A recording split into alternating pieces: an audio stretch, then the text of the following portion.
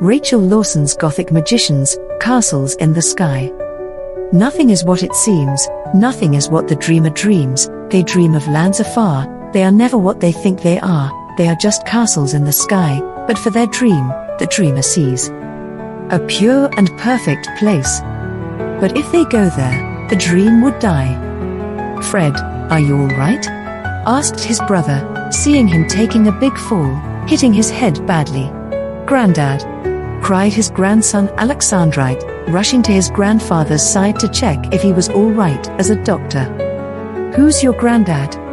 "I don't know who this Fred is, but I am having a splitting headache," Fred said, wondering why he was dressed like he was the French emperor. "Why am I dressed like Napoleon?" asked Fred, gesturing to his outfit. "You are the emperor of the universe, that is your uniform," scoffed another man, Fred's great-grandson Lakelandite. "You are kidding me," said Fred seriously, "that has to be a joke, there is no emperor of the universe." "Fred, are you all right?" Fred heard Alexandrite's voice say. "It's Fred now. I thought I was supposed to be your granddad," said Fred out loud. "Did you talk with telepathy again, Dad? I didn't hear you speak," Lakelandite said. "Yes, I did. His mind is addled. I think he has amnesia again," said Alexandrite seriously. "Amnesia again? You mean this happened before?" said Fred, confused again. "Oh no," said his brother, "we can't let it out that he has amnesia. It will ruin everything. We have to be delicate with him," said Alexandrite. They resolved to help him do his job till he knew what to do and remembered who he was. Later, when Fred was dropped off at his home by Lakelandite, he met some who confused him more. She walked out of his bathroom stark naked. Fred panicked and looked away from her the moment he saw her. He recognized her. She was the wife of Alexandrite. "Hi, honey," she said. She noticed his strange manners. She walked up to him and kissed him on the lips lovingly, hugging him. He drew back, shocked.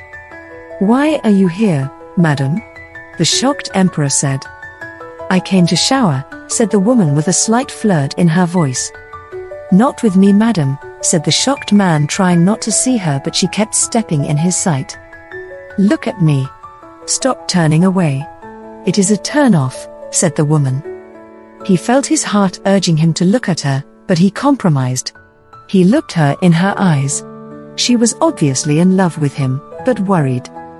"I don't want to turn anyone on," shouted Fred. "You are married to my grandson. Leave." "Fred," said the woman, shocked. "Dress yourself and leave," shouted Fred.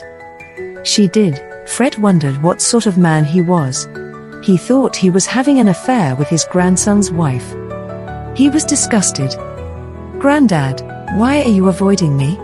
Alexandrite asked Fred when he managed to find him, as Fred was avoiding him, feeling guilty.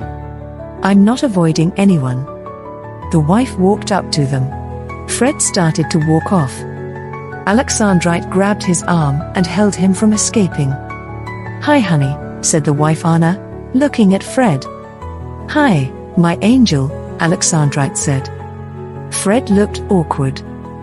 "Thanks for keeping him here," said Anna. "Why?" asked Alexandrite. "He's been avoiding me," said Anna. Fred squirmed. "Let me go. I order you to release me," snapped Fred. "What is wrong with you?"